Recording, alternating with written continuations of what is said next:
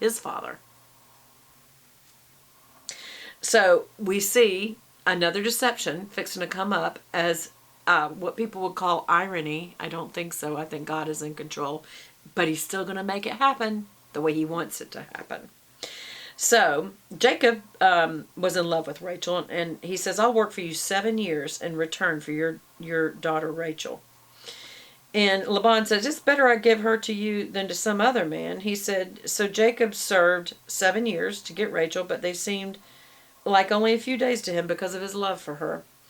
Now keep in mind that it was the tradition that the older daughter should be given first. If you're wondering, why did Laban do this? Because it's supposed to be, they're very about their traditions and the way things are supposed to be done, and that's on purpose. So then Jacob said to Laban, give me my wife. My time is completed, and I want to make love to her. And so Laban brought together all the people of the place and gave a huge feast. But when evening came, he took his daughter Leah and brought her to Jacob, and Jacob made love to her. And Laban gave his servant Zilpah to his daughter as her attendant. This is all very important details.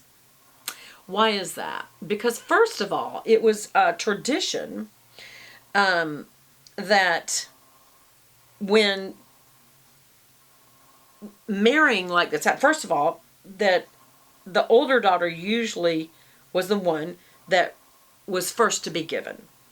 And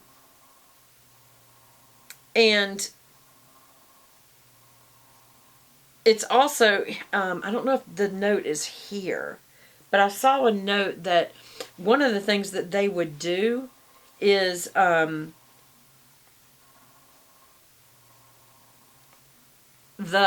was a tradition that the bride would not be brought until, oh, here it is. Oh, this is about Rachel, but I saw this note in here. The wedding ceremony proceeded according to local tradition. Again, here's some more tradition. Allowing the men to celebrate while keeping the bride out of sight until the groom entered a darkened tent. Therefore, Jacob would not have realized, would have been pitch black dark.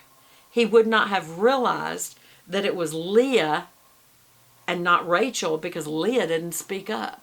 And he didn't know Rachel that good yet. So it was purposeful deception. But I also thought it was interesting that the bride was supposed to be kept out of sight until the groom saw her. And, I started thinking about weddings, that the wife is, the bride's kept out of sight. This tradition still holds, even though now there is first glance part of the ceremony that's private. But that the groom doesn't get to see the bride until the last minute, and her face is covered. Isn't that interesting? You can't see her face. Okay. Now, there's all kinds of traditions now that the veil means that the wife is, the bride is covered, and that means her virginity, and that's why you remove the veil. It's not the color white that she's virgin. That implies purity of the ceremony, purity of the marriage relationship. But I still think that's kind of interesting that we still have this tradition of the bride not being shown until the very last minute, and her face is covered. So he didn't get to see her until, because the bride was kept out of sight, and till she enters a darkened tent, which her face would be covered. It's just, what are the odds? Okay. All right. So where are we? So Laban, who's trying to marry off his oldest daughter out of tradition, he purposely throws this feast, and knowing that it would be dark when the bride was brought in, and he had Leah brought in. So in verse 25, it says, the morning came, there was Leah. I think that is so funny. The Bible records it like that. And there was Leah. That's verse 25. Okay. So Jacob said to Laban, why have you done this to me? I served you for Rachel, didn't I? Why have you deceived me? And Laban says, it is not our custom. Here it is right here. It is not our custom here to give the younger daughter in marriage before the older one. Finish your daughter's bridal week. I'll have to look that up. And then I'll give you the younger one also in return for another 7 years of work. So Jacob did so. He finished the bridal week, and then when Laban gave him his daughter Rachel to be his, and then Laban gave him his daughter Rachel to be his wife. Laban gave his servant Bilhah to his daughter Rachel as her attendant. So each of these daughters get an attendant. And you're thinking it kind of would be like a lady's maid. And so it's Zilpah and Bilhah.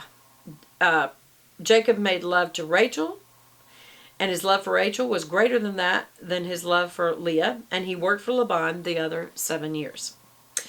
When the Lord saw that Leah was not loved, he enabled her to conceive, but Rachel remained childless. I'm trying to figure this one out.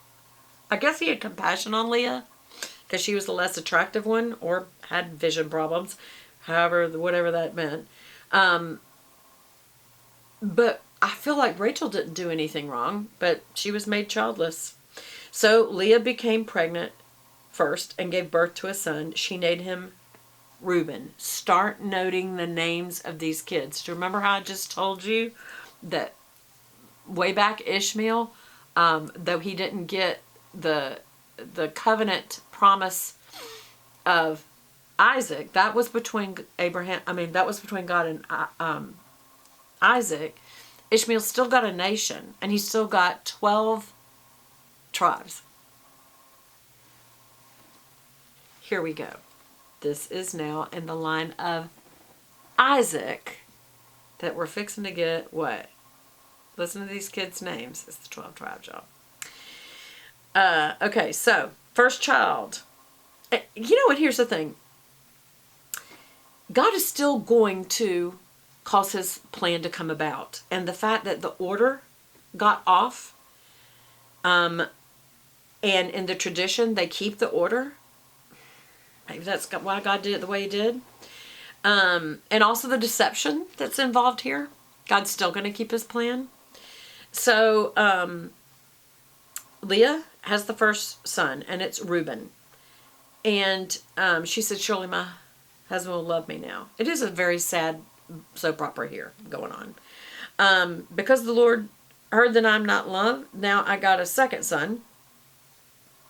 And his name is Simeon.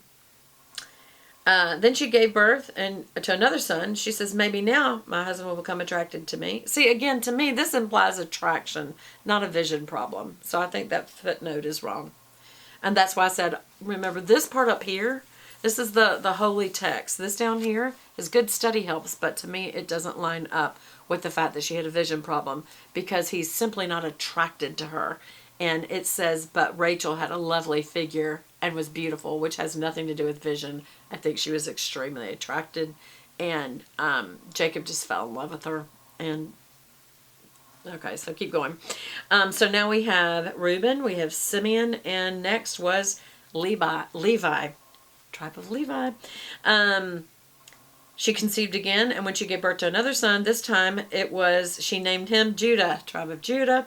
Then she stopped having children. Okay, that can't be the case. Then I would be wrong. Okay, I'm going to keep reading. Just keep reading. Chapter 30. When Rachel saw that she was not bearing children, she went to Jacob and said, give me children or I'll die. Like, I'll kill myself. I'll just die if I don't have any kids. And Jacob became angry, and he says, hey, am I in the place of God who has kept you from having children? Like, I can't do anything about it. Why are you getting angry with me? I can't do this. You need to go to God on this. And she said, well, here's Bilhah, my servant. Remember? The lady's maid, or the, what was she called? The attendant. Sleep with her so she can bear a child for me, and I too can build a family through her. So she gave him her servant Bilhah. Jacob slept with her, and she became pregnant.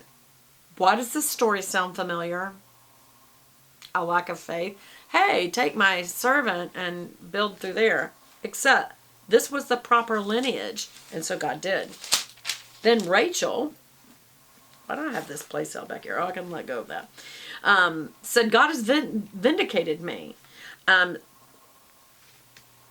has listened to my plea and given me a son. And so she named him Dan, tribe of Dan.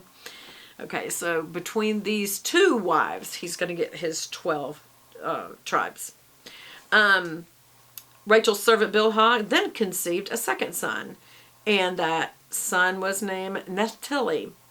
When Leah saw that she had stopped having children, she took her servant Zilpah and gave her to Jacob as a wife, and her servant bore Jacob a son, and that child was named Gad. Gad. Now you've got this incredible soap opera where the two sisters are competing to have babies, and because Leah stopped having children and Rachel couldn't have children, they're using their female attendants or ladies' maids or whatever you want to call it to birth more children for them. When Leah saw that she had stopped, okay, we already said Gad. Okay, when Leah's servant Zilpah bore Jacob a second son, she named him Asher. Tribe of Asher. Okay, during the wheat harvest, Reuben went out into the fields and found some mandrake plants, which he brought to his mother Leah, who had no fertility issues. This is Reuben, so obviously years have passed now because he wouldn't be going out and understanding what those little plants were for. Rachel said to Leah, please give me some of your mandrakes. So I looked this up and what's a mandrake? A mandrake was related in the potato family and was thought to be an aphrodisiac and a fertility aid. And these ladies were trying to make that work, like these kind of superstitious magic or trickery, rather than trust God with the lineage. And so she's like, give me some of those mandrakes. In other words, so I can become fertile. And